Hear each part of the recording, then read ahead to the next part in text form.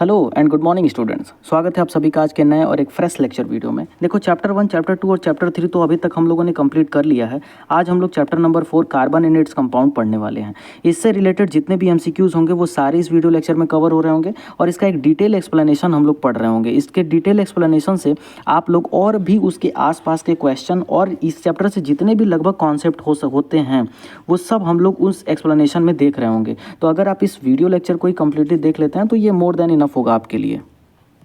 देखो ये जो वीडियो लेक्चर होगा ये बाइलिंगुअल होगा, हिंदी और इंग्लिश दोनों में इससे क्वेश्चंस होंगे। तो दोनों बोर्ड के बच्चों को इसमें प्रॉब्लम नहीं होने वाली है। आप इसमें देख के और आंसर मार्क कर सकते हैं। चलो फिर स्टार्ट करते हैं अपना chapter number 4 carbon and it's compounds, carbon और उसके यौगिक। क्लास 10th है, एनसीईआरटी बेस्ड ये सारे क्वेश्चंस होंगे। चलो फिर देख लेते हैं। जो हम लोग का सबसे फर्स्ट टॉपिक है वो है कोवेलेंट बॉन्डिंग, यानी कि सहसंयोजक बंध होता है हिंदी में उसका नाम। कोवेलेंट बॉन्डिंग से जितने भी क्वेश्चन होंगे वो टॉपिक फर्स्ट में दिए हुए हैं। चलो देख लेते हैं क्वेश्चन नंबर फर्स्ट हमारा क्या कह रहा है। फर्स्ट क्वेश्चन है, कह रहा है कि which type of bond is found when 2 atom share electrons. किस तरीके का बॉन्ड बनता है जब 2 एटम इलेक्ट्रॉन की शेयरिंग करते हैं। अब आप सभी लोगों ने पढ़ा होगा कि जब शेयरिंग होती है इलेक्ट्रॉन्स की तो वहां पर किस बॉन्ड का फॉर्मेशन होता है, कोवेलेंट बॉन्ड। अब देखो यहाँ पर डिटेल में लिखा हुआ है। अब देखो यहाँ पर हिंदी और इंग्लिश दोनों में एक्सप्लेनेशन है। आप इस वीडियो को पॉज कर लो, इंग्लिश वाले बच्चे इंग्लिश वाला पढ़ सकते हैं और हिंदी वाला हिंदी वाले। अब देखो यहाँ पर लिखा हुआ है कि when 2 atom share electron to complete their outermost shell a covalent bond is formed. Simple सी बात है कि जब कभी भी एटम अपने आउटर मोस्ट सेल को कंप्लीट करने के लिए, आउटर मोस्ट सेल में कितने इलेक्ट्रॉन होने चाहिए, 8, या तो 2 होना चाहिए, 8 होना चाहिए, 18 होना चाहिए या फिर 32 होना चाहिए। इस वाले जो है कि कंडीशन को सारे एटम जो है कि क्या करना चाहते हैं, ऑब्टेन करना चाहते हैं। तो इतने इलेक्ट्रॉन ये अपना आउटर मोस्ट सेल में रखना चाहते हैं। इस को कंप्लीट करने के लिए वो जितने भी इलेक्ट्रॉन की शेयरिंग करते हैं उस तरीके से जो भी बॉन्ड बनता है उस बॉन्ड को हम क्या कहते हैं, कोवेलेंट बॉन्ड कहते हैं। In such bond no charge ion are formed. इस तरीके के बॉन्ड में कोई भी चार्ज आयन क्रिएट नहीं होता है। Instead atom remains neutral. उस कंडीशन में एटम न्यूट्रल होता है। जैसे एग्जांपल के तौर पे वाटर मॉलिक्यूल H2O की बात कर लें। देखो अगर H2O आ ही गया है तो इसको समझ लो। H2O में किस तरीके से होता है, देखो ऑक्सीजन है, ऑक्सीजन का एटॉमिक नंबर कितना होता है, 8, यानी कि इसका कॉन्फिगरेशन कितना हो जाएगा, 2,6। इसके आउटर मोस्ट सेल में 6 इलेक्ट्रॉन है। इसको अपना ऑक्टेट पूरा करने के लिए, मतलब यहाँ पर 8 इलेक्ट्रॉन पूरा करने के लिए 2 इलेक्ट्रॉन की ज़रूरत है। अब 2 इलेक्ट्रॉन इसको कौन दे देगा, तो यहाँ का 2 हाइड्रोजन दे देगा। तो मान लो ये ऑक्सीजन है, ये एक हाइड्रोजन से 1 इलेक्ट्रॉन ले लिया और एक हाइड्रोजन से 1 इलेक्ट्रॉन। लेकिन हाइड्रोजन अगर इलेक्ट्रॉन दे देगा तो फिर ये हाइड्रोजन ही नहीं रह गया, क्योंकि इसके पास तो एक ही इलेक्ट्रॉन है। ये 1 इलेक्ट्रॉन किसी को उठा के दे देगा तो फिर ये हाइड्रोजन बचा ही नहीं। तो ये हाइड्रोजन क्या करेगा, कहेगा कि चलो इलेक्ट्रॉन की शेयरिंग कर लेते हैं। तो ये यहाँ पर इलेक्ट्रॉन की हो जाएगी शेयरिंग और इस तरीके से यहाँ पर ये जो बॉन्ड बना है यही बॉन्ड कहलाएगा कोवेलेंट बॉन्ड। अब यहाँ पर जो है कि हिंदी मीडियम में लिखा हुआ है। जो भी हिंदी मीडियम के बच्चे हैं वीडियो पॉज करके आप ये एक्सप्लेनेशन पढ़ सकते हैं, आपके लिए सफिशिएंट है। ओके, सो क्वेश्चन नंबर 2 हमारे पास कह रहा है कि carbon forms covalent bonds because. Carbon covalent bond क्यों फॉर्म करता है। 4 ऑप्शन है हमारे पास। देखो इसका जो करेक्ट आंसर हो जाएगा वो हो जाएगा option number A, it has 4 valence electron. देखो आप सभी लोगों को पता है कि कार्बन कोवेलेंट बॉन्ड का फॉर्मेशन क्यों करता है, क्योंकि इसके वैलेंस सेल में 4 इलेक्ट्रॉन होते हैं और इसको अपना ऑक्टेट पूरा करने के लिए कितने इलेक्ट्रॉन चाहिए होंगे, ऑक्टेट पूरा करने के लिए कितने इलेक्ट्रॉन चाहिए, 8 इलेक्ट्रॉन। और इसके पास अगर 4 इलेक्ट्रॉन है तो इसको 4 ही और इलेक्ट्रॉन लगेंगे तब जाके इसका 8 पूरा होगा। अब इसका 8 अगर पूरा होगा तो इसको 4 इलेक्ट्रॉन की रिक्वायरमेंट है जो कि इसकी कभी भी हो नहीं पाएगी। तो इस कंडीशन में ये क्या करता है, इन अपने बचे हुए 4 इलेक्ट्रॉन से किसी भी 4 एटम्स के साथ शेयरिंग कर लेता है उन इलेक्ट्रॉन की और ये कोवेलेंट बॉन्ड का फॉर्मेशन कर लेता है। अब यहाँ पर एक्सप्लेनेशन में इस चीज़ को आप समझ सकते हैं। देखो दोनों एक्सप्लेनेशन है, हिंदी इंग्लिश दोनों का ही है। एक्सप्लेनेशन में लिख रहा है कि carbon has atomic number 6, so it's electronic configuration is 2,4। अब कार्बन का अगर 6 होता है तो इलेक्ट्रॉनिक कॉन्फ़िगरेशन 2,4 हो जाएगा। Now it has 4 valence electron and need 4 more to complete its octet. However, losing or gaining 4 electron is highly energy consuming, therefore carbon shares its electron with other atom to form covalent bond. Simple सी बात है। अब इसको आप जो है कि हिंदी में भी पढ़ के इस चीज़ को समझ सकते हैं, राइट। तो इसका जो करेक्ट आंसर हो जाएगा ऑप्शन नंबर ए। Next question. Okay, so question number 3 हमारे पास कह रहा है कि what type of covalent bond is formed in nitrogen molecule. N2 में किस तरीके का बॉन्ड का फॉर्मेशन होगा, राइट। तो इसको आप पहले खुद से सॉल्व करो, क्योंकि अगर आप ये पढ़े हो तो फिर आप बता सकते हो। 3 का जो करेक्ट आंसर हो जाएगा option number C, triple bond. Nitrogen यानी कि N2 के बीच में, यानी कि यहाँ पे N2 है, यानी कि दोनों नाइट्रोजन है, एक नाइट्रोजन और एक नाइट्रोजन, तभी तो N2 है।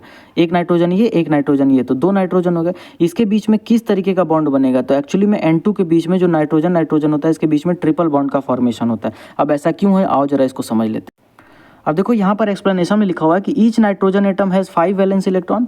जितने भी नाइट्रोजन एटम होते हैं, जैसे नाइट्रोजन का एटॉमिक नंबर कितना होता है 7, इसका कॉन्फ़िगरेशन हो जाएगा तो क्या हो जाएगा 2,5। इसके लास्ट सेल में कितने इलेक्ट्रॉन है 5। इसको ऑक्टेट पूरा करने के लिए कितने इलेक्ट्रॉन चाहिए 3 इलेक्ट्रॉन, तभी तो ये 8 पूरा होगा।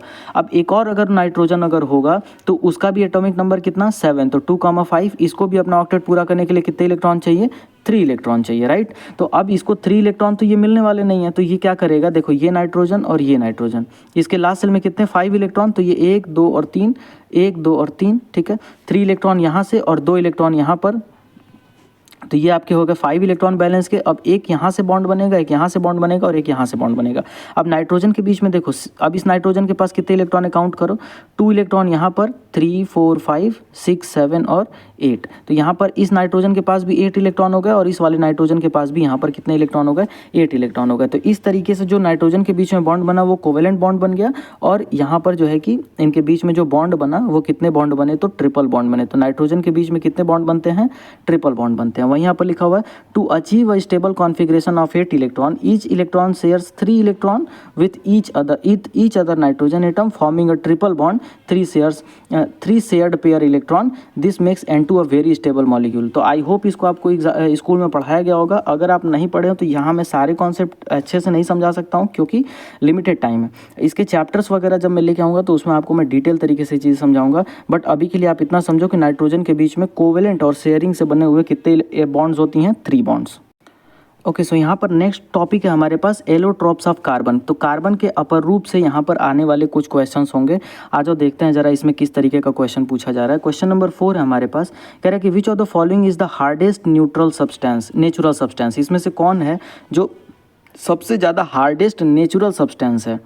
तो देखो ये आप लोगों को पता भी होगा, वैसे भी इसका जो करेक्ट आंसर है ऑप्शन नंबर बी है डायमंड। हीरा जो होता है वो सबसे ज़्यादा कठोर प्राकृतिक पदार्थ है, सबसे ज़्यादा हार्डेस्ट नेचुरल सब्सटेंस है। इसके एक्सप्लेनेशन में ज़रा समझ लेते हैं ऐसा क्यों होता है। देखो, diamond is an allotrope of carbon. जो डायमंड होता है वो कार्बन का ही एक एलोट्रोप होता है, अपर रूप होता है, where each carbon atom is bonded covalently with 4 other carbon atom in the tetrahedral 3D network. This structure is extremely rigid and gives diamond a hardness, its hardness. तो ये वाला जो स्ट्रक्चर होता है कार्बन का, कार्बन और carbon के बीच का जो ये जो स्ट्रक्चर होता है ये 3D स्ट्रक्चर होता है और ये काफ़ी हार्डेस्ट स्ट्रक्चर होता है। इस तरीके से डायमंड जो होगा वो सबसे हार्डेस्ट एटम भी होगा। ओके, सो नेक्स्ट क्वेश्चन हमारे पास कह रहा है कि which allotrope of carbon conduct electricity. इसमें से कौन सा ऐसा कार्बन का एलोट्रोप है या अपर रूप है जो इलेक्ट्रिसिटी को कंडक्ट करता है। तो देखो ये एक प्रकार का एक्सेप्शन भी है, अपवाद है ये, कि ग्रेफाइट एक ऐसा कार्बन का क्या कहते हैं एलोट्रोप है, अपर रूप है, जो एक्चुअली में क्या करता है, इलेक्ट्रिसिटी को कंडक्ट करता है, राइट। अब देखो यहाँ पर लिखा हुआ है कि in graphite each carbon atom is covalently bonded with 3 others leaving 1 electron free.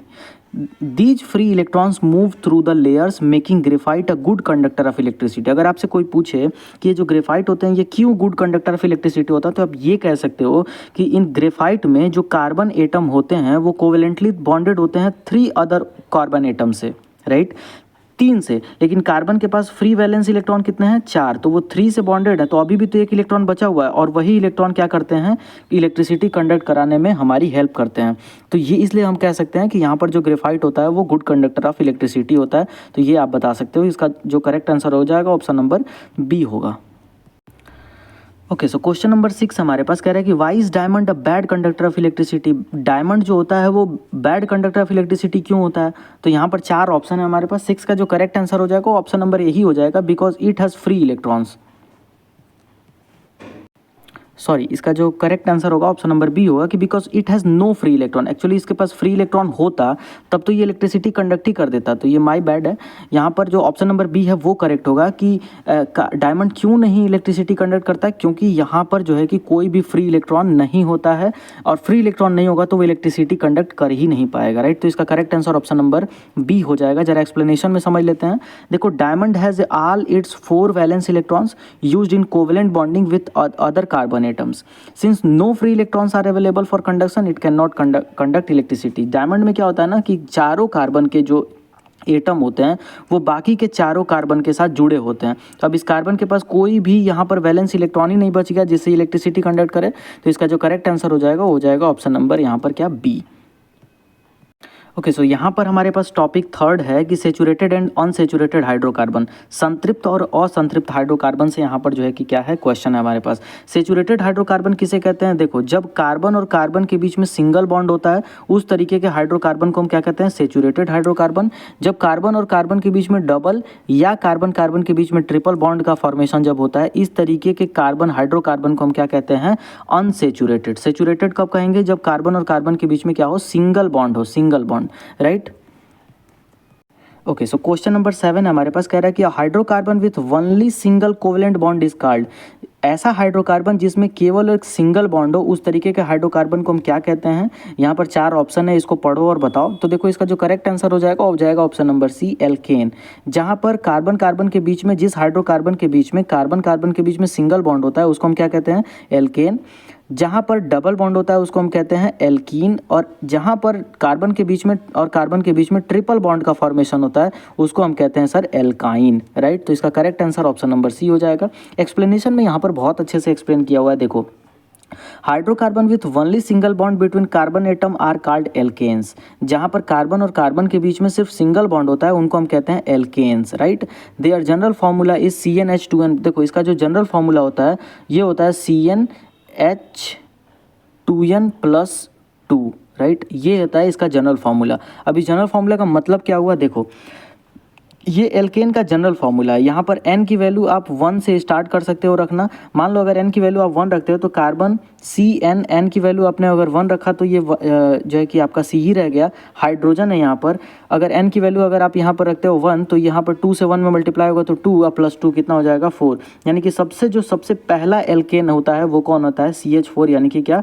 Methane. अब देखो, अगेन ये चीज़ें आपको स्कूल में अच्छे से पढ़ा दिया गया होगा, आपके बुक में है ये चैप्टर, वहाँ पर आप अच्छे से पढ़े होंगे, बट फिर भी आप नॉलेज के लिए समझ लो कि जहाँ पर कार्बन कार्बन के बीच में सिंगल बॉन्ड होता है वहाँ पर क्या होता है सर? उसका नाम हो जाता है एल्केन्स, और उसका जो जनरल फार्मूला होता है वो होता है CnH2n+2। बहुत बार एग्जाम में पूछा है इसलिए आप याद रख सकते हैं इस चीज़ को। For example methane, CH4, ethane, C2H6, they are called saturated hydrocarbon because no further hydrogen can be added without breaking existing bonds. तो सिंपल सी बात है कि कार्बन और कार्बन के बीच में जब क्या होता है? सिंगल बॉन्ड होता है, उनको हम क्या कहते हैं? एल्केन्स कहते हैं, और वो सेचुरेटेड हाइड्रोकार्बन कहलाते हैं, राइट। हिंदी वाले बच्चों के लिए यहाँ पर हिंदी में एक्सप्लेनेशन है, आपको सिंपली इसको पढ़ लेना है और आप समझ गए होंगे। क्वेश्चन नंबर 8 है हमारे पास, कह रहा है कि ethane C2H4 molecule contains what type of bond between 2 carbon atoms. जो C2H4 है इनके बीच में कैसे बॉन्ड का फॉर्मेशन होगा? मतलब इनके कार्बन कार्बन के बीच में कौन सा बॉन्ड होगा? आओ जरा इसको बना के देखते हैं। आपने बनाया भी होगा, वीडियो पॉज करके खुद भी बनाओ, बट मैं यहाँ पर आपको बना के दिखा देता हूँ। यहाँ पर क्या है? C2H4 है, इनकी कार्बन कितने हैं? 2 कार्बन है, तो 1 कार्बन यहाँ, 1 कार्बन यहाँ। हाइड्रोजन कितने हैं? 4। तो यहाँ पर देखो, इस कार्बन के पास जो फ्री इलेक्ट्रॉन होंगे वो कितने होंगे? 4। 1 2 3 और 4। इसके पास भी फ्री इलेक्ट्रॉन जो होंगे वो कितने होंगे? 4। ये चारों को मैंने लिख दिया। एक हाइड्रोजन यहाँ पर मान लो, ठीक है, एक हाइड्रोजन यहाँ पर बन गया, ठीक है। वेट,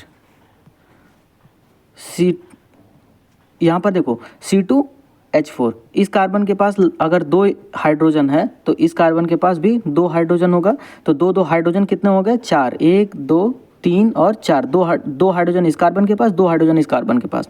अब यहाँ पर बचा कितना? देखो, इस कार्बन की कितनी वैलेंसी सेटिस्फाई है? 1 यहाँ से, 2 3, 1 और बच गया तो वो यहाँ पर कहीं बचा होगा। इस कार्बन की बात करें तो 1 यहाँ पर, 2 और 1 ये 3, तो इसका भी एक यहाँ पर कहीं बचा होगा, तो ये दोनों मिलकर एक बॉन्ड बना देंगे। तो यहाँ कार्बन कार्बन के बीच में कैसा बॉन्ड बना? Double bond. तो इसलिए यहाँ पर जो बॉन्ड बनेगा वो कैसा बनेगा सर? Double bond. इसका ऑप्शन नंबर बी क्या करेक्ट हो जाएगा। अब यहाँ पर एक्सप्लेनेशन में देखो, ethene is an alkene characterized by 1 double bond, carbon carbon के बीच में double bond between 2 carbon atoms. The presence of this double bond makes ethene unsaturated allowing an additional reaction. Simple सी बात है कि यहाँ पर देखो C2H4 जो है ये एक्चुअली में एथीन है। लास्ट में अगर ENE आपको दिख जाए तो वैसे ही समझ लेना कि कार्बन कार्बन के बीच में डबल बॉन्ड ही होगा, राइट। तो एक तो ये भी तरीका है, बाकी मैंने आपको बता के भी समझा दिया। और अगर यहाँ पर डबल बॉन्ड है तो ये अब ये अनसेचुरेटेड हाइड्रोकार्बन कहलाएगा। कैसा? Unsaturated hydrocarbon, right. Okay, so question number 9 है हमारे पास, कह रहा है कि if hydrocarbon contains a triple bond between carbon atom it belongs to which series. Hindi वाला क्वेश्चन यहाँ पर लिखा हुआ है, आप इसको पढ़ेंगे, राइट। कह रहा है कि अगर कोई हाइड्रोकार्बन है जिसमें ट्रिपल बॉन्ड हो रहा है, मतलब बना हुआ है, कार्बन कार्बन के बीच में कैसा बॉन्ड, ट्रिपल बॉन्ड, तो उस हाइड्रोकार्बन का नाम क्या होगा। ओके, सो इसका जो करेक्ट आंसर हो जाएगा वो हो जाएगा ऑप्शन नंबर सी, एल्काइन। अभी मैंने आपको बताया कि अगर कार्बन कार्बन के बीच में सिंगल बॉन्ड है तो उसको हम क्या कहेंगे, एल्केन। अगर कार्बन कार्बन के बीच में डबल बॉन्ड है तो उसको हम क्या कहेंगे, एल्कीन। और अगर कार्बन और कार्बन के बीच में ट्रिपल बॉन्ड है तो उसको हम क्या कहेंगे, एल्काइन कहेंगे, राइट। तो ये जो है कि करेक्ट आंसर होगा। अब यहाँ पर जरा आप एक्सप्लेनेशन देखो तो alkynes are unsaturated hydrocarbon with at least one triple bond, right. Alkynes जो होते हैं वहाँ पर ट्रिपल बॉन्ड होता है, their general formula is CnH2n-2, right. तो देखो अब यहाँ पर जरा जनरल फार्मूला मैं आपको बता दूँ। देखो जो एल्केन होते हैं ना, एल्केन, उसमें कार्बन और कार्बन के बीच में सिंगल बॉन्ड होता है और इसका जो जनरल फार्मूला होता है वो होता है CnH2n+2, राइट। जो एल्कीन होती हैं, एल्कीन, इसमें कार्बन और कार्बन के बीच में कैसा बॉन्ड होता है, डबल बॉन्ड होता है और इसका जो जनरल फार्मूला होता है वो होता है CnH2n। और जो एल्काइन होते हैं, एल्काइन, राइट, एल्काइन जो होते हैं उसमें कार्बन कार्बन के बीच में ट्रिपल बॉन्ड होता है और इनका जो जनरल फार्मूला होता है वो होता है CnH2n-2, राइट। तो वही चीज़ यहाँ पर भी लिखा हुआ है, इसका जो जनरल फार्मूला होता है वो क्या आता है, CnH2n-2। एग्जाम्पल के तौर पे इथाइन दिया हुआ है, कॉमनली नोन एज एसिटिलीन। तो ये सब चीज़ें यहाँ पर आपके लिए हैं। तो यहाँ पर टॉपिक 4 है हमारे पास, कह रहा है कि फंक्शनल ग्रुप्स या फिर क्रियात्मक समूह से यहाँ पर क्वेश्चन होगा। तो चलो देख लेते हैं यहाँ पर क्या क्वेश्चन बन सकता है, राइट। क्वेश्चन नंबर 10 है हमारे पास, कह रहा है कि what is a functional group, क्रियात्मक समूह क्या होता है। अब जरा यहाँ पर ऑप्शन देख लो, 4 ऑप्शन है हमारे पास, राइट। इसको मैं ज़रा छोटा कर देता हूँ, इससे आपको क्लियर दिखाई देगा। इसका जो यहाँ पर 4 ऑप्शन दिया हुआ है, इन चारों ऑप्शन को आप पढ़ो और फिर इसका करेक्ट आंसर मार्क करो। ओके, सो इसका जो करेक्ट आंसर हो जाएगा ऑप्शन नंबर ए ही हो जाएगा। क्रियात्मक समूह या फिर फंक्शनल ग्रुप क्या होते हैं, तो देखो a group of atoms responsible for the characteristics chemical property of a compound, right. Functional group यही होता है। तो आप इसको बिल्कुल अगर नहीं समझ में आ रहा हो फिर से वीडियो पॉज करो और उसको समझो कि क्या बताया गया है यहाँ पर, और आप इसको बुक में भी जरूर पढ़े होंगे। फंक्शनल ग्रुप यही होते हैं जो उस एटम के केमिकल प्रॉपर्टीज़ और उनके कैरेक्टरिस्टिक्स को डिफाइन करते हैं, राइट। यहाँ पर एक्सप्लेनेशन में देखो, अब देखो यहाँ पर लिखा हुआ है कि a functional group is a specific atom or group of atom in a molecule that determines its characteristics chemical reaction and properties. जैसे एग्जांपल के तौर पर यहाँ पर कुछ केमिकल जो है कि क्या दिए हुए हैं, यहाँ पर फंक्शनल ग्रुप दिए हुए हैं, यही सब फंक्शनल ग्रुप होते हैं। आपने पढ़ा होगा OH अगर है तो उसको हम एल्कोहल कहते हैं, राइट, एल्कोहल है। COOH अगर लिखा हुआ है तो यानी वो कार्बोक्सिलिक एसिड है। CHO अगर है तो वो एल्डिहाइड है और अगर CO है तो वो क्या है, कीटोन है। तो ये कुछ फंक्शनल ग्रुप है, 4 फंक्शनल ग्रुप के बारे में यहाँ पर दिया हुआ है। तो इसको आप याद भी कर लेंगे या फिर आपका रिवीजन हो गया होगा। सो क्वेश्चन नंबर 11 हमारे पास कह रहा है कि विच functional group is present in alcohols. Alcohol में कौन सा जो है कि फंक्शनल ग्रुप होता है, तो अभी हम लोग ने देखा कि OH जो होता है वो किस में होता है, अल्कोहल जो होता है, अल्कोहल में कौन सा फंक्शनल ग्रुप होता है, तो OH होता है, राइट। और यहाँ पर देख लेते हैं इसका एक्सप्लेनेशन में क्या लिख रहा है, सेम वही चीज़ कि alcohol contains the hydroxyl OH group attached to carbon atom. Now this group is responsible for properties like solubility in water and reactions with sodium metal. Example के तौर पे यहाँ पर एथेनॉल लिया हुआ है। एथेनॉल एक प्रकार का क्या है, एल्कोहल है, क्योंकि इसके लास्ट में देखो क्या लिखा हुआ है, OH लिखा हुआ है। जिसके भी लास्ट में अगर आपको OH दिख जाए समझ लो वो एल्कोहलिक ग्रुप का है, राइट। क्वेश्चन नंबर 12 है हमारे पास, कह रहा है कि विच functional group is found in carboxylic acid. अभी हम लोग ने देखा कि कार्बोक्सिलिक एसिड में कौन सा फंक्शनल ग्रुप होता है, तो COOH कार्बोक्सिलिक एसिड का फंक्शनल ग्रुप है। अब यहाँ पर इसके एक्सप्लेनेशन में ये चीज़ आप समझ सकते हो कि carboxylic acid contains COOH group known as carboxylic group.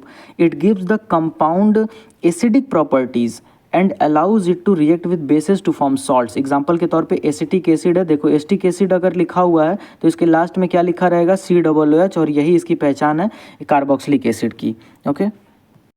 अब देखो यहाँ पर भी बहुत अच्छे से उसी सवाल को बार बार सवाल के फॉर्म में ले लिया है ताकि आपको याद हो जाए। कह रहा है कि विच functional group is found in aldehyde. Aldehyde में कौन सा फंक्शनल ग्रुप होता है, तो आप सभी को बताने की जरूरत नहीं है। CHO जो होता है ये क्या होता है, एल्डिहाइड का फंक्शनल ग्रुप होता है। अब देखो यहाँ पर लिखा हुआ है कि aldehyde contains CHO group, formal group जिसको कहते हैं, इसका नाम क्या होता है, फॉर्मिल ग्रुप नाम होता है। It is always attach to a carbon at the end of the chain, मतलब कि जो CHO ग्रुप होगा वो कार्बन के बिल्कुल लास्ट में अटैच होगा, राइट। एग्जाम्पल के तौर पे जैसे मेथेनॉल, तो मेथेनॉल का ये फार्मूला भी है, अभी फार्मूला से भी आगे क्वेश्चन आएंगे। अगर आप जो है कि स्ट्रक्चर वगैरह बनाना सीखे होंगे तो आप इन सारे क्वेश्चंस को बहुत अच्छे से कर पाएंगे। बट फिलहाल के लिए इस क्वेश्चन की बात करें तो एल्डिहाइड का जो फंक्शनल ग्रुप होता है वो क्या होता है सर, CHO, आप याद रख सकते हैं। अब यहाँ पर चलो एक बार क्विक रिवीजन कर लेते हैं। OH मतलब एल्कोहल है, राइट, एल्कोहल है। CHO का मतलब अभी हम लोग देख लिया एल्डिहाइड है। COOH का मतलब क्या, कार्बोक्सिलिक एसिड है। और CO का मतलब ये कीटोन ग्रुप होता है। हो सकता है आगे इस पे सवाल आ जाए तो वो याद रहेगा, बट ऐसे भी याद रहना है।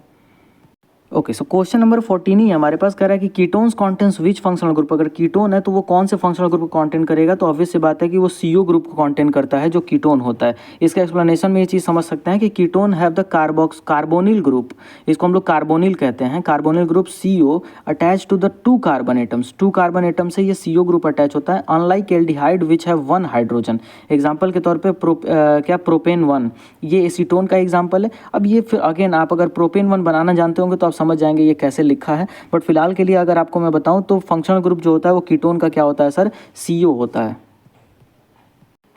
ओके, सो क्वेश्चन नंबर 15 हमारे पास कह रहा है कि what is a homogeneous series. Homogeneous series किसको कहते हैं, समावयवी श्रेणी क्या होती है। तो इन चारों ऑप्शन को आप पढ़ो, ये सिर्फ इंग्लिश में लिखा हुआ है, यहाँ हिंदी वालों को थोड़ा प्रॉब्लम होगा, बट फिर भी आप कोशिश करो इसका करेक्ट आंसर बताने की।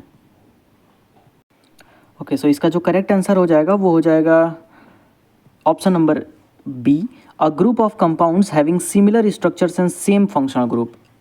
होमोजीनियस सीरीज किसको कहते हैं या फिर होमोलोगस सीरीज किसे कहते हैं, वो ग्रुप या फिर ऑफ कंपाउंड्स जिसके अंदर सिमिलर स्ट्रक्चर हो और सेम फंक्शनल ग्रुप जिसमें लगा हो, उसको हम लोग कहते हैं क्या, होमोलोगस सीरीज। जैसे कि अगर मान लो कि मान लो मेथेनॉल है, राइट, मेथेनॉल है, तो इसका आपका क्या हो जाएगा, CH3OH, राइट। और एक हम लोगों ने लिख दिया क्या, एथेनॉल,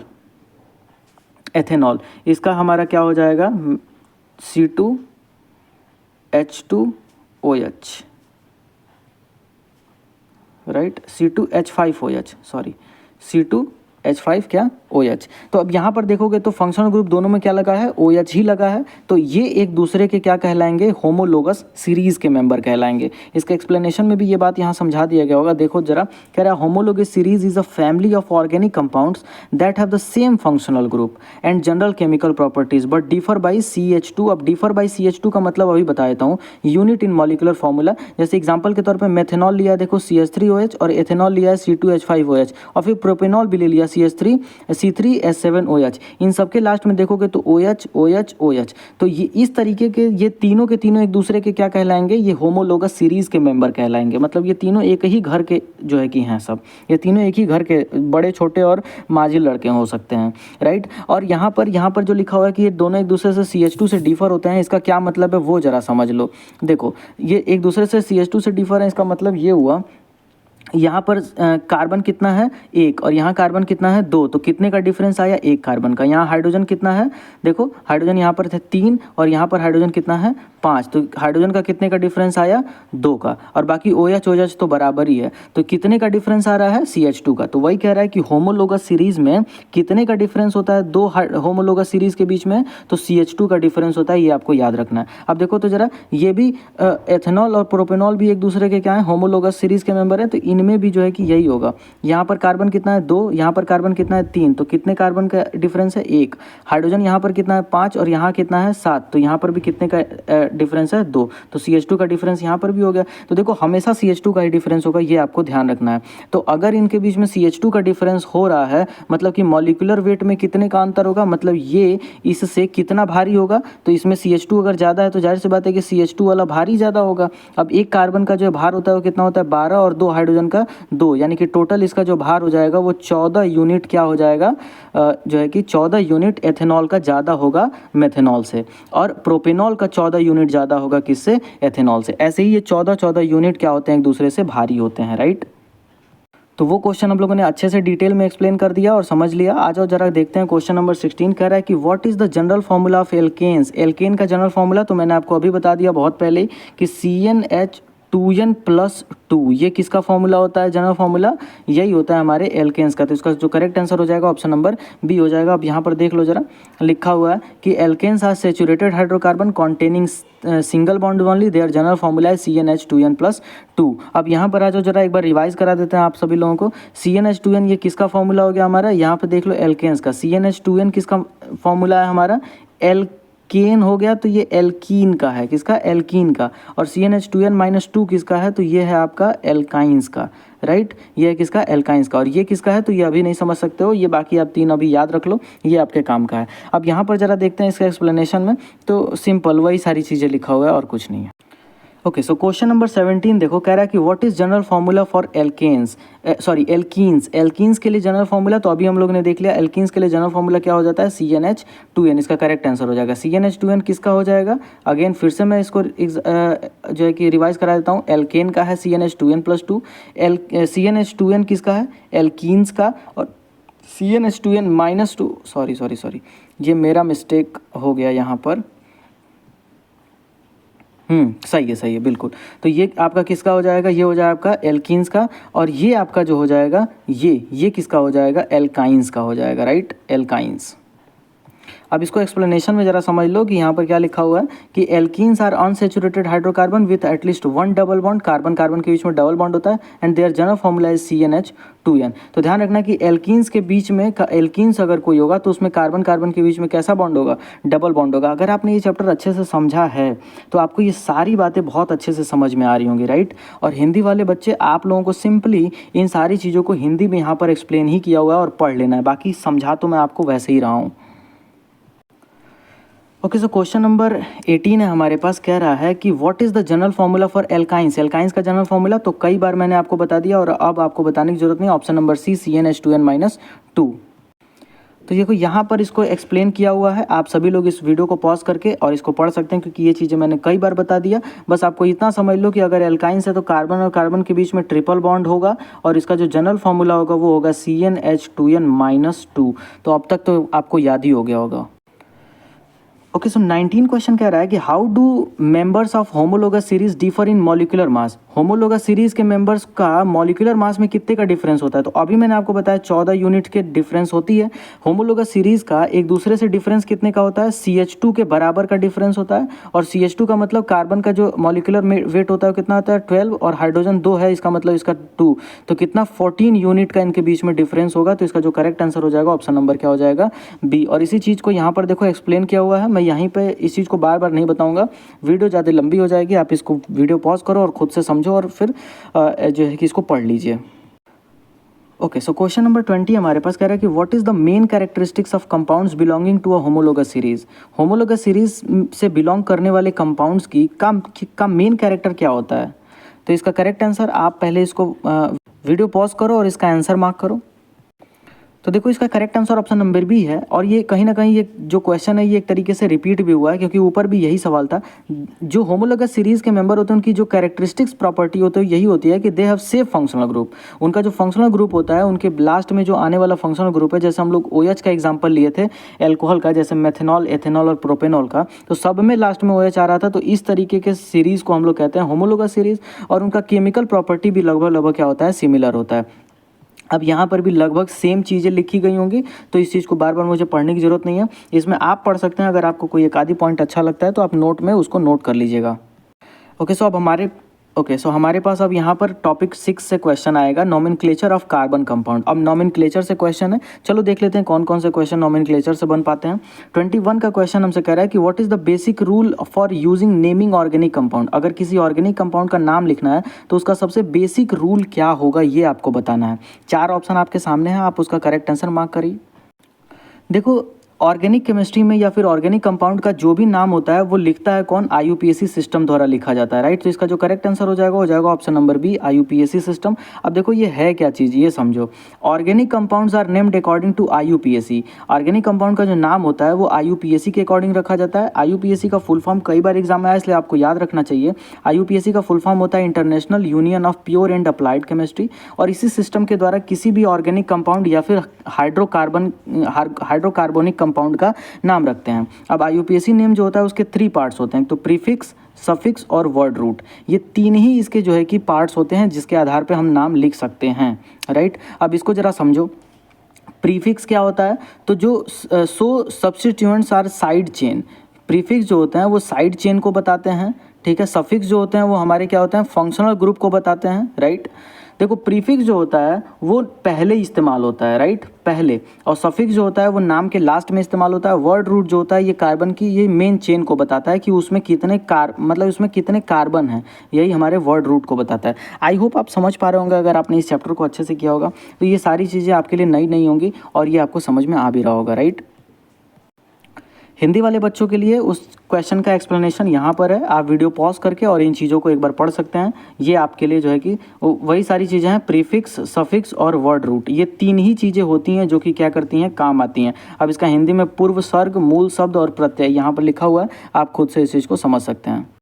सो क्वेश्चन नंबर 22 हमारे पास कह रहा है, in IUPAC name ethane what does the word root eth indicate. Ethane जो होता है, इथेन, ठीक है, इसमें एथ का मतलब क्या है, राइट। तो देखो एथ का मतलब जो होता है, मेथ अगर कहीं लिखा है इसका मतलब एक कार्बन, अगर एथ कहीं लिखा है इसका मतलब दो कार्बन, प्रोप कहीं लिखा है इसका मतलब तीन कार्बन, मेथेट प्रोप ब्यूट अगर कहीं लिखा है इसका मतलब चार कार्बन, मेथेट प्रोप ब्यूट पेंट अगर कहीं लिखा है पेंट तो उसका मतलब पाँच कार्बन, हेक्स कहीं लिखा है उसका मतलब छः कार्बन, हेप्ट कहीं लिखा है तो उसका मतलब जो है कि 7 कार्बन, ठीक है, राइट। तो इस तरीके से यहाँ पर आप जो है कि नाम समझ सकते हैं और इतने से ज़्यादा आता भी नहीं है, आएगा भी नहीं। तो अगर इथेन में एथ का मतलब पूछ रहा है तो वहाँ पर कितने कार्बन, 2 कार्बन एटम्स यहाँ पर होंगे। इसका एक्सप्लेनेशन में देखते हैं। सो वही चीज़ यहाँ पर भी लिखा हुआ है कि the word root eth refers to 2 carbon atoms in the parent chain.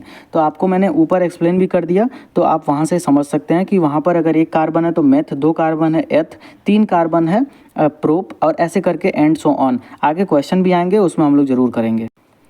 Okay, so question number 23 है हमारे पास, कह रहा है कि in the compound like this compound what is the IUPAC name. इसका IUPAC नेम क्या होगा। देखो IUPAC नेम लिखना है, पहले कार्बन देख लो कितना है, तो एक कार्बन यहाँ, एक कार्बन यहाँ और एक कार्बन यहाँ, 3 कार्बन हो रहा है, यानी कि मेथ एथ प्रोप। इसका नाम जो शुरू होगा वो प्रोप से ही शुरू होगा। अब मैं ऑप्शन में अगर देखूंगा तो इसका नाम एथ से शुरू हो रहा है, इसका नाम ब्यूट से शुरू हो रहा है, इसका नाम मेथ से शुरू हो रहा है, एक ही नाम है जो प्रोप से शुरू हो रहा है, तो कहीं ना कहीं ऑप्शन बी ही इसका करेक्ट हो जाएगा और मैं मार्क करके आगे बढ़ जाऊंगा। अगर आपने ये चैप्टर अच्छे से पढ़ा है तो फिर यहाँ पर आप जो है कि स्मार्ट वर्क कर सकते हैं, ठीक है।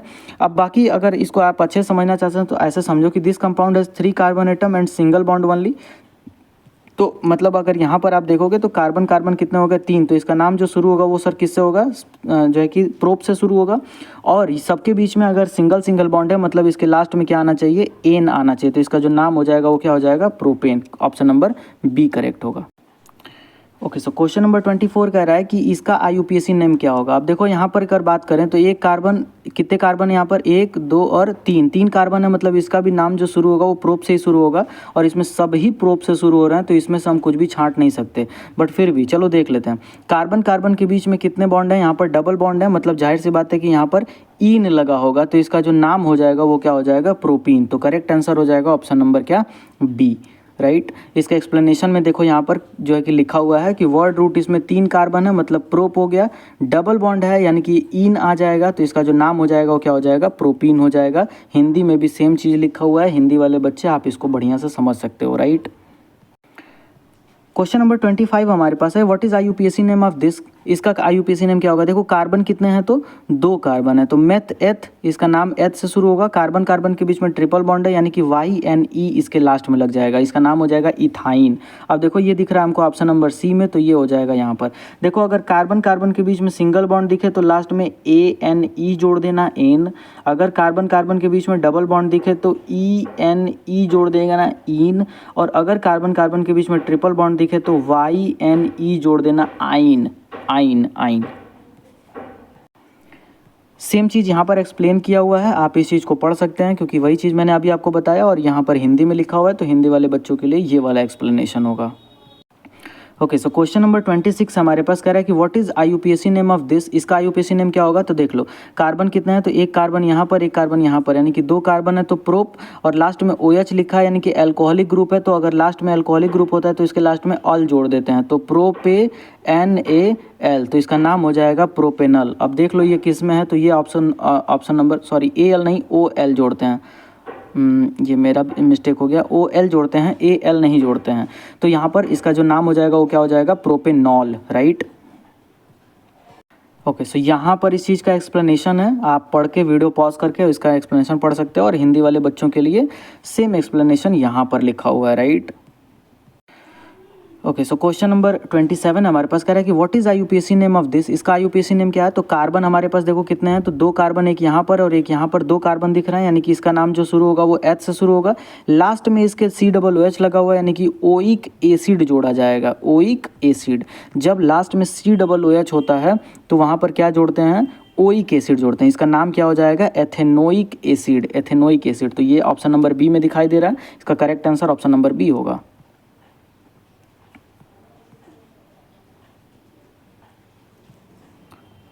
ओके, सो ये रहा इसका एक्सप्लेनेशन। आप इस एक्सप्लेनेशन को यहाँ पर देख सकते हो, पढ़ सकते हो, राइट। और इस हिंदी में इसका एक्सप्लेनेशन जो है वो यहाँ पर है। सेम चीज़ को बार बार अगर बोलेंगे तो वीडियो लंबी होगी, आप यहाँ से पढ़ सकते हो, राइट।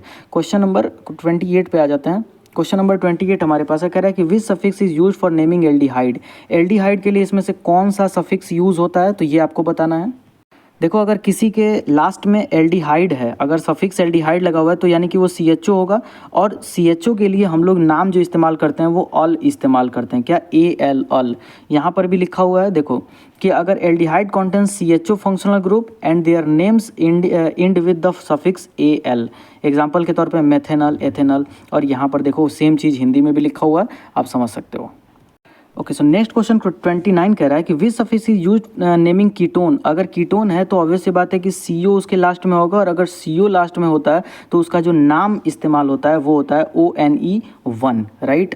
तो ये आपको याद रखना है कि कीटोन के लिए जो नाम इस्तेमाल होता है वो क्या होता है, 1। तो ketone have a carbonyl group CO attach to 2 carbon atoms, their IUPAC names end with suffix ONE। Example के तौर पर प्रोपेन 1 और ये सब चीज़ें। तो आप ज़रा वीडियो पॉज करो और इसको ज़रा समझो, right. Okay, so question number 30 कह रहा है कि what is IUPAC name of this. इस कार्बन हाइड्रोकार्बन का नाम क्या होगा, तो कार्बन काउंट करो पहले, 1 2 3, यानी कि मेथेथ प्रोप। इसका नाम जो शुरू होगा वो प्रोप से शुरू होगा, लास्ट में OH है, यानी कि लास्ट में हम लोग को क्या लगा देना है, OL लगा देना है, तो इसका नाम हो जाएगा प्रोपेनॉल। तो देखो यहाँ पर इसका नाम हो जाएगा option number C, propanol. Correct answer हो जाएगा ऑप्शन नंबर C। अब देखो यहाँ पर भी आपको जो है कि समझाया हुआ है सेम चीज़ को, आप जो है कि वीडियो पॉज करके इसको पढ़ सकते हो, और यहाँ पर हिंदी में समझाया हुआ है, सेम चीज़ ही लिखा हुआ है, राइट। ओके, सो टॉपिक 7 हमारे पास कि chemical reactions and carbon compounds. तो कार्बन कंपाउंड्स के केमिकल रिएक्शन से यहाँ पर कुछ क्वेश्चंस होंगे, आ जाओ जरा देख लेते हैं। 31 क्वेश्चन हमसे कह रहा है कि what happens when a hydrocarbon Burns in presence of sufficient oxygen. जब सफिशिएंट ऑक्सीजन के प्रेजेंस में एक हाइड्रोकार्बन को बर्न करते हैं, जलाते हैं, तो वहाँ पर जो है कि क्या होता है, ये हमको बताना है, राइट। तो देखो यहाँ पर जो है इसका correct answer option number B हो जाएगा, carbon dioxide and water are formed. देखो क्या होता है कि जब किसी भी हाइड्रोकार्बन को सफिशिएंट ऑक्सीजन के प्रेजेंस में अगर जलाते हैं, मतलब अगर किसी हाइड्रोकार्बन को जला रहे हो और वहाँ पर ऑक्सीजन एकदम सफिशिएंट मात्रा में उपलब्ध है, तब वहाँ पर क्या बनेगा, तो कार्बन डाइऑक्साइड बनेगा और प्लस वहाँ से वाटर बाहर निकलेगा। लेकिन अगर सफिशिएंट ऑक्सीजन नहीं है तो वहाँ पर बनेगा कार्बन मोनोऑक्साइड और वाटर बनेगा, राइट। तो सफिशिएंट ऑक्सीजन अगर है तब तो कार्बन डाइऑक्साइड बनेगा, मतलब CO2 बनेगा, और अगर सफिशिएंट नहीं है तो कार्बन मोनोऑक्साइड बनेगा, ये ध्यान रखना है। और इसके एक्सप्लेनेशन में भी देख लेते हैं जरा। देखो सेम चीज़ लिखा हुआ है कि complete combustion of hydrocarbon occurs when enough oxygen is available. तो it produces carbon dioxide and water releasing a large amount of heat and light. और यहाँ पर एक एग्जाम्पल भी दे करके इस चीज़ को समझाया हुआ है। देखो पूरा दहन तब होता है जब पर्याप्त ऑक्सीजन उपलब्ध हो, इसे कार्बन डाइऑक्साइड और जल बनते हैं तथा बहुत अधिक ऊष्मा और प्रकाश निकलता है। यहाँ पर उदाहरण दिया हुआ है, right. Okay, so question number 32 है हमारे पास, कह रहा है कि what is produce during incomplete combustion. Incomplete combustion अगर होता है तो वहाँ पर कौन सा गैस जो है कि बाहर निकलता है या क्या बनता है। अभी मैंने आपको बताया कि अगर इनकम्प्लीट कंबस्शन हो रहा है, मतलब सफिशिएंट ऑक्सीजन अगर नहीं प्रोवाइड हो रहा है, तो वहाँ पर कार्बन मोनोऑक्साइड बनता है। यानी कि वहाँ पर ऑप्शन नंबर बी करेक्ट हो जाएगा कि जब सफिशिएंट कंबस्शन नहीं होगा या फिर इनकम्प्लीट कंबस्शन होगा, राइट, अपूर्ण दहन अगर होता है, तो उस कंडीशन में कार्बन मोनोऑक्साइड और वहाँ से सूट का मतलब होता है कालिख, मतलब कि काला काला कालिख वहाँ से बाहर निकलेगा। तो समझ जाना कि वहाँ पर अपूर्ण दहन हो रहा है, कंप्लीट दहन नहीं हो रहा है। ओके, सो यहाँ पर इस चीज़ का एक्सप्लेनेशन है कि व्हेन ऑक्सीजन इज सफिशिएंट, जब ऑक्सीजन सफिशिएंट है, combustion is incomplete, it forms carbon monoxide CO, a poisonous gas and sometimes carbon suit. और कभी कभी मतलब ये कार्बन मोनोऑक्साइड एक पॉइजनस गैस होती है, एक जहरीली गैस होती है, और कभी कभी कार्बन सूट भी उसमें से बाहर निकलता है। देखो, यदि ऑक्सीजन की मात्रा कम होती है तो दहन अपूर्ण रहता है और कार्बन मोनोऑक्साइड तथा कालिक कार्बन बनती है। कार्बन मोनोऑक्साइड विषैली गैस होती है। ये सब आप नोट्स में नोट जरूर करेंगे, right. Okay, so next question number 33 कह रहा है कि why is methane CH4 used as fuel. CH4 जो मीथेन है उसका ईंधन के तौर पे या फिर ईंधन के तौर पे इस्तेमाल उसका क्यों करते हैं। तो इसको आप पढ़िए, इसका चारों ऑप्शन, और फिर उसका करेक्ट आंसर मार्क करिए। देखो, इसका जो करेक्ट आंसर हो जाएगा option number B, it burns completely and gives large amount of heat. जो मीथेन होता है वो पूरा का पूरा जलता है और लार्ज अमाउंट ऑफ हीट हमको प्रोड्यूस करता है। इसलिए हम लोग CH4 का इस्तेमाल किसके तौर पे करते हैं, ईंधन के तौर पे करते हैं। अब देखो, यहाँ पर भी वही चीज़ लिखा हुआ है कि मीथेन बर्न्स कंप्लीटली, मीथेन जो होता है वो पूरा का पूरा जलता है in oxygen to form carbon dioxide, और जो पूरा का पूरा जलेगा तो जाहिर सी बात है क्या देगा, carbon dioxide and water, releasing a large amount of energy, और उसमें बहुत ज़्यादा एनर्जी बाहर निकलती है। Hence it is clean fuel used in CNG and biogas. तो CNG और बायोगैस में हम लोग किसका इस्तेमाल करते हैं, तो मीथेन का इस्तेमाल करते हैं। आपको ये ध्यान रखना है, किसमें, CNG में और बायोगैस में, राइट। अब देखो, वही चीज़ यहाँ पर भी लिखा है कि मीथेन ऑक्सीजन से पूर्ण दहन करके कार्बन डाइऑक्साइड और जल बनाती है तथा बहुत अधिक ऊर्जा उत्पन्न करती है। इसलिए यह एक स्वच्छ ईंधन है जो CNG और बायोगैस में प्रयुक्त होती है। सो 34 हमारे पास है, कह रहा है कि what type of reaction occurs when ethanol is oxidize to ethanoic acid. किस टाइप का रिएक्शन होता है जब एथेनॉल ऑक्सीडाइज होता है एथेनोइक एसिड से। तो वहाँ पर किस टाइप का रिएक्शन होता है। हिंदी में ये क्वेश्चन लिखा है कि जब एथेनॉल का ऑक्सीकरण होकर एथेनोइक अम्ल बनता है तो यह किस प्रकार की अभिक्रिया है, ये आपको बताना है। देखो, इसका जो करेक्ट आंसर है वो है ऑप्शन नंबर सी, ऑक्सीडेशन। ये एक ऑक्सीडेशन रिएक्शन है। अब ऐसा क्यों है, जरा इसके एक्सप्लेनेशन में आप ये चीज़ समझ सकते हैं। देखो, कह रहा है कि when ethanol C2H5 when ethanol C2H5OH is oxidized by acidified potassium dichromate K2Cr2O7 plus H2SO4, it forms ethanoic acid, right। एक एथेनोइक एसिड बनाता है, जो कि उसका रिएक्शन यहाँ पर लिखा हुआ है। इस रिएक्शन से आप समझ सकते हो, देखो, जब कभी भी इलेक्ट्रॉन अगर बाहर निकल रहा है मतलब वहाँ पर क्या हुआ है सर, ऑक्सीडेशन हुआ है। तो ये एक प्रकार का कैसा रिएक्शन हुआ, ऑक्सीडेशन रिएक्शन हुआ। अब देखो, वही चीज़ हिंदी में भी लिखा हुआ है कि एथेनॉल का ऑक्सीकरण अम्लीय पोटेशियम डाइक्रोमेट से करने पर एथेनोइक अम्ल बनता है। यह अभिक्रिया ऑक्सीकरण कहलाती है क्योंकि इसमें ऑक्सीजन जुड़ती है। सॉरी, उस रिएक्शन में एक्चुअली में ऑक्सीजन ऐड हो रहा था, तो ऑक्सीजन जब ऐड होता है तो उस तरीके के रिएक्शन को ऑक्सीडेशन रिएक्शन कहते हैं। तो यहाँ पर इसका जो करेक्ट आंसर हो जाएगा ऑप्शन नंबर क्या हो जाएगा, सी। सो क्वेश्चन नंबर 35 हमारे पास कह रहा है कि which catalyst is used in oxidation of ethanol to ethanoic acid. कौन सा कैटालिस्ट हम लोग इस्तेमाल करते हैं। तो ऊपर वाले ही क्वेश्चन में हम लोग ने देख लिया कौन सा कैटालिस्ट इस्तेमाल करते हैं, एसिडिफाइड पोटेशियम डाइक्रोमेट K2Cr2O7 और प्लस H2SO4। ये एसिडिफाइड पोटेशियम डाइक्रोमेट का इस्तेमाल किया जाता है किसके लिए, जो है कि ऑक्सीडेशन करवाने के लिए एथेनॉल का एथेनोइक एसिड में, राइट। अब इस चीज़ को देखो, यहाँ पर जो है कि एक्सप्लेन किया हुआ है, ठीक है, आप समझ सकते हो। और इसमें बहुत सारे और भी पॉइंट हैं, इसको आप पढ़ना और इसको नोट कर लेना। इन लेबोरेटरी वगैरह में acidified potassium dichromate act as an oxidizing agent. जो एसिडिफाइड पोटेशियम डाइक्रोमेट होता है ये एक ऑक्सीडाइजिंग एजेंट की तरह काम करता है। And catalyst converting ethanol into ethanoic acid. और ये कैटालिस्ट जो होते हैं, मतलब ये कैटालिस्ट ही है, ये एथेनॉल को एथेनोइक एसिड में कन्वर्ट करने का भी काम करता है। The orange solution of dichromate turns green as it gets reduce to Cr3+। तो जो आपका ऑरेंज कलर का सोल्यूशन होता है एसिडिफाइड पोटेशियम डाइक्रोमेट का, वो ग्रीन कलर का हो जाता है जब ये ऑक्सीडाइज होकर के एथेनोइक एसिड बनता है। अब ये चीज़ें हिंदी में लिखी हुई हैं कि प्रयोगशाला में एथेनॉल से एथेनोइक अम्ल बदलने के लिए अम्लीय पोटेशियम डाइक्रोमेट उत्प्रेरक का कार्य करता है। इस अभिक्रिया में नारंगी रंग का विलयन हरा हो जाता है क्योंकि डाइक्रोमेट Cr3+ आयन में अपचयित हो जाता है।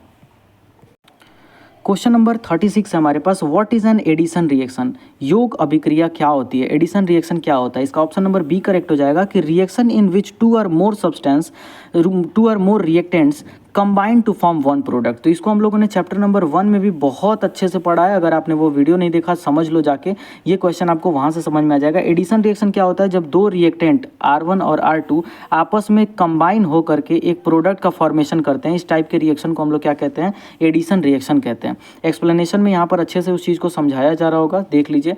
In addition reaction to or more atoms groups add cross multiple bond RR triple, for example यहाँ पर समझाया हुआ है। तो ये चीज़ ज़्यादा आपको, क्योंकि बार बार वही चीज़ हो रहा है, तो ये जो है कि आप पढ़ के सिर्फ समझ सकते हो।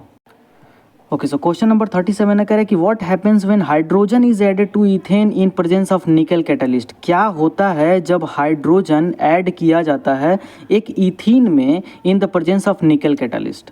तो वहाँ पर क्या होता है, एक हाइड्रोजन अगर आप वहाँ पर जो है कि ऐड करते हो तो क्या बनता है? इसका आंसर आप जो है कि चारों ऑप्शन पढ़ो और मार्क करो। इसका जो करेक्ट आंसर हो जाएगा ऑप्शन नंबर बी हो जाएगा, इथेन इज फॉर्म्ड। वहाँ पर क्या हो जाता है? इथेन का फॉर्मेशन होता है। अब देख लो यहाँ पर कैसे हो रहा है। क्या हो रहा है कि hydrogen adds to the double bond of ethene in the presence of nickel or palladium catalyst converting it into ethane. This process is called hydrogenation, और इसी प्रोसेस को हम लोग क्या कहते हैं? हाइड्रोजिनेशन भी कहते हैं। तो ये 1 मार्क्स का क्वेश्चन हो गया कि हाइड्रोजिनेशन क्या होता है। तो आप बता सकते हो कि हाइड्रोजिनेशन क्या होता है सर, कि when hydrogen is added to ethene in presence of nickel catalyst to convert ethene into ethane, इस प्रोसेस को हम लोग क्या कहते हैं? हाइड्रोजिनेशन कहते हैं। अब यहाँ पर भी वही चीज़ लिखा हुआ है, ये हिंदी वाले बच्चों के लिए भी 1 मार्क्स का क्वेश्चन बनेगा कि निकेल उत्प्रेरक की उपस्थिति में एथीन में हाइड्रोजन जुड़कर एथेन बनता है और इसे हाइड्रोजनीकरण कहा जाता है। यही प्रक्रिया वनस्पति तेल को घी या वनस्पति घी में बदलने के लिए प्रयुक्त होती है। बहुत बार एग्जाम में पूछा गया है, सिर्फ क्लास 10th की बात नहीं कर रहा हूँ। अगर आगे आप गवर्नमेंट एग्ज़ाम के लिए जो है कि आप एग्ज़ाम वगैरह देते हो तो वहाँ पर भी ये क्वेश्चन पूछा जाता है। ओके, सो क्वेश्चन नंबर 38 हमारे पास, what is substitution reaction? Substitution reaction प्रतिस्थापन अभिक्रिया क्या होती है? इसका ऑप्शन नंबर ए ही करेक्ट है कि one atom replaces another in a compound. किसी कंपाउंड में एक दूसरे को रिप्लेस कर देता है और इसी तरह की अभिक्रिया को हम लोग सब्स्टिट्यूशन रिएक्शन कहते हैं। यहाँ पर भी लिखा हुआ है आपका जो है कि in a substitution reaction one or more atom in a molecule are replaced by another atom or group. अब एग्जाम्पल के तौर पे वहाँ पे एक एग्जाम्पल लिखा हुआ है, आप पढ़ सकते हो।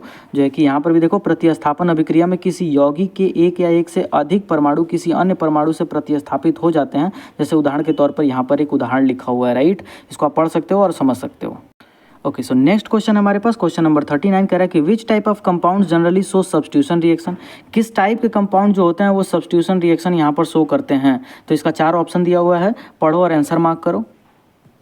तो देखो, सेचुरेटेड जो आपके हाइड्रोकार्बन होते हैं वही आपको क्या करते हैं, यहाँ पर सब्स्टिट्यूशन रिएक्शन शो करते हैं, राइट? इसको आप एक्सप्लेनेशन में समझ सकते हैं कि सेचुरेटेड हाइड्रोकार्बन जैसे कि alkenes contains only single bond, so addition is not possible.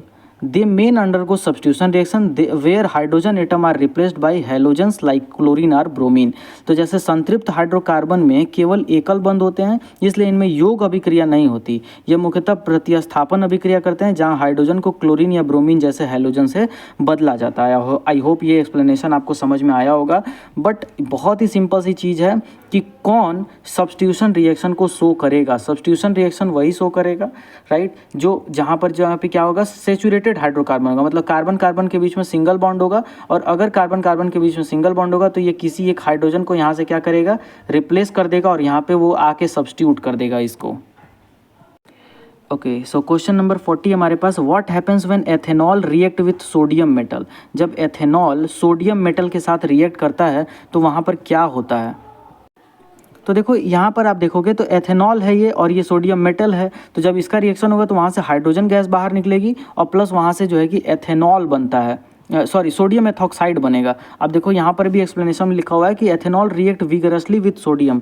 Ethanol जो होता है वो सोडियम के साथ बहुत ही विगरसली का मतलब होता है बहुत ज़्यादा बहुत तेज रिएक्शन करता है विगरेसली, प्रोड्यूसिंग सोडियम एथॉक्साइड, और बनाता क्या है, sodium ethoxide and hydrogen gas. तो यहाँ पर देखो एथेनॉल सोडियम धातु के साथ अभिक्रिया कर सोडियम एथॉक्साइड और हाइड्रोजन गैस बनाता है। ये आपका 1 मार्क्स का क्वेश्चन है, इसको आप जो है कि कहीं नोट कर लेना और इसको याद कर लेना कि जो एथेनॉल होता है वो सोडियम धातु के साथ अभिक्रिया करके सोडियम क्या बनाता है, एथॉक्साइड। ओके, सो टॉपिक 8 है हमारे पास, कह रहा है कि ethanol and ethanoic acid, ethanol और एथेनोइक एसिड की प्रॉपर्टीज़ और यूजेस पे क्वेश्चन होगा। चलो देख लेते हैं जरा इस क्वेश्चंस को।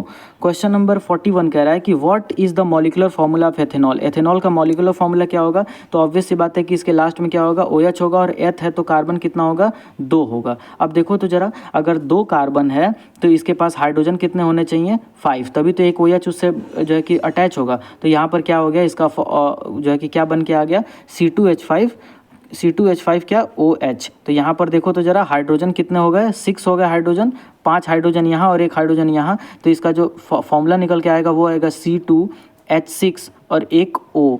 तो इसका जो करेक्ट आंसर हो जाएगा वो हो जाएगा C2H6O। अब यहाँ पर जो है कि एक्सप्लेन किया हुआ है, वीडियो लंबी हो रही है इसलिए मैं इसको एक्सप्लेनेशन नहीं दे रहा हूँ, आपको समझा दिया, आप इसको पढ़ लो और इसको समझ सकते हो। क्वेश्चन नंबर 42 हमारे पास है, कह रहा है कि which of the following statement about ethanol is correct, ethanol के लिए कौन सा स्टेटमेंट इसमें से करेक्ट है। चारों ऑप्शन है, पढ़ो और आंसर मार्क करो, फिर मैं आपको बताता हूँ। देखो इसका जो करेक्ट इसका जो करेक्ट आंसर है ऑप्शन नंबर C होगा कि it is a colourless liquid and miscible with water. जो एथेनॉल होता है ये कलरलेस लिक्विड होती है और ये मिसिबल होता है किसके साथ, वाटर के साथ, राइट। अब यहाँ पर देख लो जरा, तो यहाँ पर इसका एक्सप्लेनेशन लिखा हुआ है कि एथेनॉल क्या होता है, एक कलरलेस होता है, वोलेटाइल लिक्विड होता है। एथेनॉल एक निर्वर्ण वाष्पशील द्रव है जो जल में हर अनुपात में घुल जाता है, जल में ये घुलनशील होता है, राइट। यह विद्युत का चालक नहीं है क्योंकि इसमें आयन नहीं होते हैं, इसकी गंध हल्की और सुखद होती है, बहुत अच्छी गंध होती है। तो ये सब चीज़ें आप पढ़ सकते हो और इसको अपने पॉइंट्स नोट करो, ये एग्जाम में आप लिखने के काम आ सकता है आपके। ओके, सो क्वेश्चन नंबर 43 कह रहा है कि what happens when ethanol react with acetic acid in the presence of concentrated H2SO4। क्या होता है एथेनॉल जब रिएक्ट करता है, जब एथेनॉल अभिक्रिया एसिटिक अम्ल के साथ सांद्र सल्फ्यूरिक अम्ल की उपस्थिति में होती है तो क्या बनता है, ये हमको बताना है। तो देखो ये एक बहुत ही फेमस सा जो है कि रिएक्शन है, अभिक्रिया है। इसका जो करेक्ट आंसर हो जाएगा ऑप्शन नंबर C, एस्टर का फॉर्मेशन करता है। एस्टर का मतलब वही परफ्यूम हो गया आपका, ठीक है, इत्र जिसको हम लोग कहते हैं, ये इत्र है, ठीक है। इसी का फॉर्मेशन करता है कब, जब एथेनॉल रिएक्ट करता है एसिटिक एसिड के साथ इन the presence of concentrated H2SO4। अब देखो यहाँ पर लिखा हुआ है और इसी प्रोसेस को हम लोग एस्टरिफिकेशन कहते हैं। मैं यहीं पे इस चीज़ को लिख दिया हूँ, बस आप जो है कि इसको वीडियो पॉज करो और इसको समझो, इसको कहीं नोट कर लेना क्योंकि पूछता है बार बार कि एस्टरिफिकेशन या हिंदी वाले बच्चों के लिए एस्टरीकरण कई बार पूछा गया है। ये 2 मार्क्स का सवाल है कि एस्टरीकरण क्या होता है, एस्टरिफिकेशन क्या होता है, तो आप यहाँ पर इस चीज़ को डायरेक्टली वहाँ पर लिख सकते हो, राइट। सो क्वेश्चन नंबर 44 है हमारे पास, कह रहा है कि what happens when ethanoic acid is treated with sodium carbonate. जब एथेनोइक एसिड को हम सोडियम कार्बोनेट के साथ ट्रीट करते हैं तो वहाँ पर क्या होता है, ये हमको बताना है, राइट।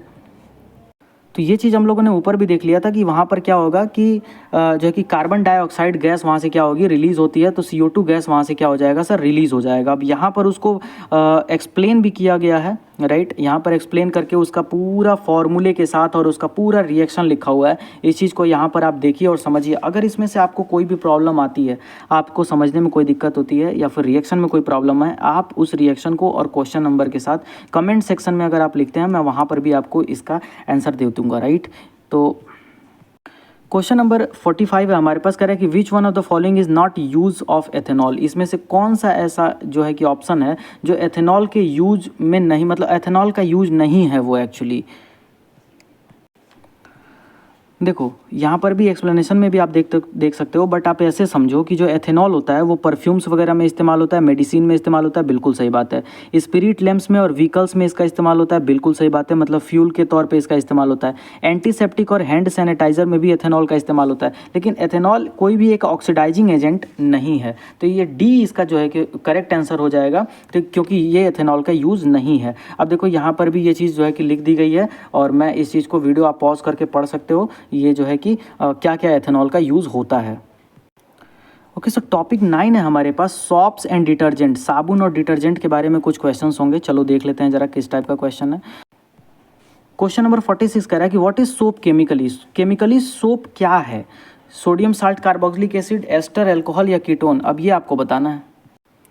देखो एक्चुअली में जो साबुन होता है वो हमारा क्या होता है, वो सोडियम होता है जो कि साल्टी होता है, और ये कार्बोक्सिलिक एसिड का होता है। तो इसका जो करेक्ट आंसर हो जाएगा ऑप्शन नंबर ए हो जाएगा। वो क्या होते हैं हमारे जो है कि sodium salt of carboxylic acid होता है, जो हमारा सोप होता है केमिकली। अब यही चीज़ यहाँ पर भी लिखा हुआ है कि जो सोप इज अ सोडियम और potassium salt of long chain carboxylic acid. Example के तौर पे यहाँ पर लिखा हुआ है कि यहाँ पर पूरा का पूरा जो है कि स्पॉनिफिकेशन के बारे में ही बता दिया है। तो आप यहाँ पर समझ सकते हो कि साबुनीकरण क्या होता है। ये 1 मार्क्स के क्वेश्चन है, यहाँ से बनते हैं। इस एक्सप्लेनेशन को आप लोग फिर से पढ़ लीजिएगा और इसको नोट कर लीजिएगा, इंपॉर्टेंट है ये।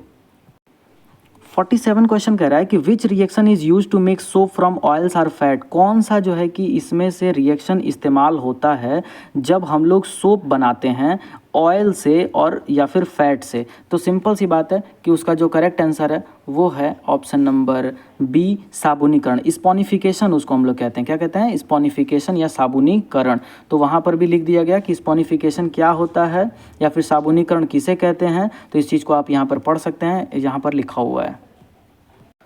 ओके, सो क्वेश्चन नंबर 48 हमारे पास कह रहा है कि why does soap not work well in hard water? Hard water में सोप क्यों नहीं काम करते हैं? आपने देखा होगा कि सोप जो है, साबुन जो है, वो कठोर जल में अच्छी तरह से झाग नहीं बना पाता। क्यों भाई? तो इसका जो करेक्ट आंसर है वो है option number A, because it react with calcium and magnesium salts. ये कैल्शियम और मैग्नीशियम सॉल्ट के साथ रिएक्शन करते हैं, इसीलिए ये क्या करते हैं, हार्ड वाटर में जो है कि ये बिल्कुल भी सोप सोल्यूशन काम नहीं कर पाते। यहाँ पर उसका जो है कि एक्सप्लेनेशन लिखा हुआ है। इस चीज़ को आप जो है कि वीडियो पॉज करके पढ़िएगा और फिर इसको आप समझ सकते हैं। क्वेश्चन नंबर 49 है कि व्हाट आर डिटर्जेंट्स? डिटर्जेंट क्या होते हैं? तो अभी हम लोग ने देख लिया कि अमोनियम और sulphonated salt long chain hydrocarbon होते हैं। तो फिर से इस चीज़ को समझने की ज़रूरत है नहीं। तो सोप और डिटर्जेंट लगभग सेम ही चीज़ होती है। तो यहाँ पर भी इसका एक्सप्लेनेशन लिखा हुआ है और ये चीज़ आप जो है कि पढ़ सकते हैं। क्वेश्चन नंबर 50 हमारे पास कह रहा है कि what is the main advantage of detergent over soaps? Soap और डिटर्जेंट में, मतलब हम डिटर्जेंट को अगर प्रीफर कर रहे हैं तो इसके पीछे का रीज़न क्या है, ये हमको बताना है। इसका जो करेक्ट आंसर हो जाएगा ऑप्शन नंबर सी हो जाएगा। They work efficiently in hard water and soft water both. जो डिटर्जेंट होता है वो हार्ड वाटर में भी और सॉफ्ट वाटर दोनों के साथ ही जो है कि अच्छे से इफिशिएंटली काम करता है। इसीलिए हम लोग डिटर्जेंट को ज़्यादा जो है कि प्रीफर करते हैं सोप की तुलना, मतलब साबुन की तुलना में हम लोग डिटर्जेंट का प्रयोग जो है कि ज़्यादा ही करते हैं। अब इस चीज़ का एक्सप्लेनेशन यहाँ पर लिखा हुआ है, आप इस चीज़ को पढ़ सकते हैं, यही इसका एक्सप्लेनेशन होगा। ये चीज़ जब आपको साबुन या फिर सोप पढ़ाया गया होगा बुक के लास्ट में, ये चैप्टर के लास्ट में ये था, तो यहाँ पे आपको ये चीज़ समझ में आ गया होगा। सिंपल सी बात है कि डिटर्जेंट कठोर और सामान्य दोनों प्रकार के जल में प्रभावी होते हैं, क्योंकि ये कैल्शियम 2+ और मैग्नीशियम 2+ आयनों के साथ अघुलनशील पदार्थ नहीं बनाते हैं। लेकिन वहीं जो सोप होता है, राइट, वो कैल्शियम और मैग्नीशियम के साथ रिएक्शन कर लेता है और क्या बना देता है, एक स्कम बना देता है, जिसके वजह से वो फर्दर रिएक्शन नहीं कर पाता। So this is the 50 questions for today. आज के लिए ये 50 सवाल होंगे, जो कि काफ़ी लेंदी वीडियो भी हो गया है, ठीक है। तो आप पेशेंटली इन सारे क्वेश्चंस को देखिए, डिटेल में एक्सप्लेन किया हुआ है इसमें मैंने। और इसके बाद जो है कि हम लोग जो है कि अपने नेक्स्ट चैप्टर में जो है कि मिलेंगे। इस वीडियो का जो है कि आप एक ओवरव्यू या फिर यूँ कहिए तो आप इसका जो है कि एक कंक्लूज़न आप ज़रूर कमेंट सेक्शन में दीजिएगा कि आपको ये वीडियो लगा कैसा, राइट। अगर इसमें आपको कोई भी इम्प्रोवाइजेशन या फिर किसी भी चीज़ में प्रॉब्लम हो रही हो, you can write in comment section, right. चलो फिर मिलते हैं इसके बाद से नेक्स्ट वीडियो में। क्लास में बने रहने के लिए थैंक यू।